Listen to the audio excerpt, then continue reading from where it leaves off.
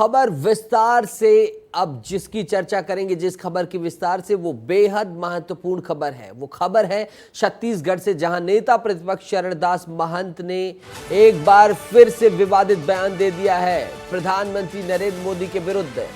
कुछ दिन पहले उन्होंने प्रधानमंत्री नरेंद्र मोदी को लेकर विवादित बयान दिया था, जिसमें सिर फोड़ने की बात थी छत्तीसगढ़ी भाषा में, जिसको लेकर भारतीय जनता पार्टी और कांग्रेस के बीच जमकर तल्ख बयानबाजी हुई थी। वहीं अब सक्ती जिले के कार्यकर्ता सम्मेलन में उन्होंने प्रधानमंत्री नरेंद्र मोदी को लेकर विवादित बयान दिया है। उन्होंने पीएम मोदी को डिफॉल्टर बताया है। बयान देख लीजिए चरणदास महंत का, फिर सीधा सहयोगी से बात करेंगे और विस्तार से इस खबर को आपको बताएंगे। मोदी की गारंटी तो 10 साल से फेल हो रही भैया। न 2 करोड़ नौकरी मिली, न 15 लाख रुपया मिला, न जितने उनने गारंटी दी है। हम तो बार बार अपने विधानसभा में भी बोले हैं, लोगों के सामने बोले हैं, जिसकी गारंटी फेल हो गई है, छत्तीसगढ़ के लोग समझते हैं कि वो डिफाल्टर आदमी है। तो डिफाल्टर आदमी से अपन बात करते ही नहीं, उसकी गारंटी हमारे लिए कोई मायने नहीं रखता।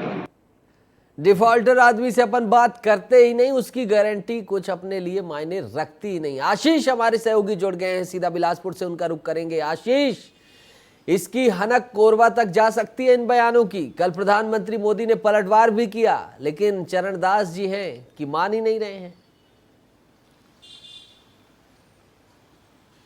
बिल्कुल नितेश, इसका काफ़ी फर्क पड़ेगा, क्योंकि नेता प्रतिपक्ष हैं कांग्रेस के, और जब वो बोलते हैं तो उसका असर न सिर्फ बिलासपुर, कोरबा, जांजगीर बल्कि पूरे छत्तीसगढ़ में होता है।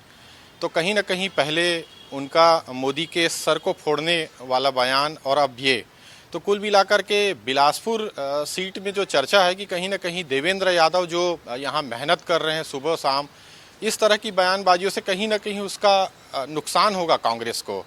अब इसका आगे क्या असर होना है यह तो खैर नतीजों के बाद पता लगेगा, लेकिन प्रारंभिक जो चर्चा है उसमें तो यही बात है नितेश। देवेंद्र यादव पहले से मुसीबत झेल रहे थे आशीष, अब लाव लश्कर के साथ नेता प्रतिपक्ष जी आए हैं और बड़ी तल्ख टिप्पणी किए हैं कि हम तो विश्वास ही नहीं मानते, ऐसे लोगों से बात ही नहीं करते। लगता है पीएम मोदी इनसे रोज बात करते हैं। जी, देवेंद्र यादव को लेकर एक तो वैसे ही यहाँ माहौल है कि बाहर से आए हुए हैं। एक व्यक्ति तो अनशन में भी बैठ गया था शुरुआत में, लेकिन उनने थोड़ा सा मैनेज करने का प्रयास किया है, जो शुरुआती उनकी जो वहाँ प्रचार है, प्रसार है, उससे। लेकिन अब जिस तरह से कांग्रेस में लगातार चरणदास महंत के बयान आ रहे हैं, बड़े पदाधिकारियों के कांग्रेस में जिस तरह से बयान आ रहे हैं, तो कहीं ना कहीं पूरे छत्तीसगढ़ में जो कांग्रेस के प्रतिनिधि अपना मेहनत कर रहे हैं या बाकी जो चीज़ें कर रहे हैं, उस पर कहीं ना कहीं इसका असर होता दिख रहा है। आशीष, एक चीज और जानना चाहेंगे, आप जब ग्राउंड जीरो पर होते हैं और जनता से बातचीत करते हैं, नेताओं से मिलते हैं, पिछले बयान की क्या प्रतिक्रिया थी चरणदास महंत के, जब उन्होंने सर फोड़ने वाली बात की थी? इसको जनता कैसे देखती है? भारतीय जनता पार्टी इसको लेकर पूरी तरह से हमलावर हो जाती है कांग्रेस के ऊपर।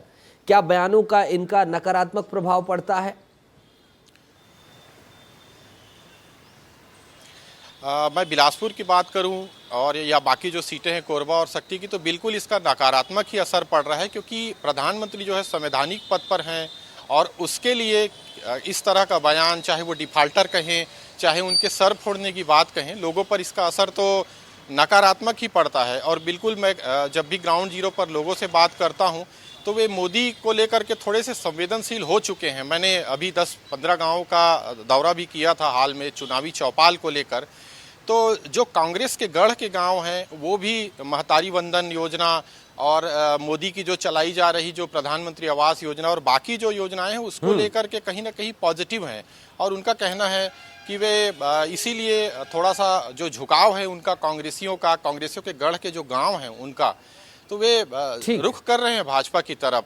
तो कहीं ना कहीं इसका नेगेटिव इम्पैक्ट पड़ता है, और बिलासपुर में अब इस बयान का क्या इम्पैक्ट पड़ेगा, ये आशीष हमारे सहयोगी लगातार आपको बताएंगे ही। लेकिन आशीष, बहुत बहुत शुक्रिया।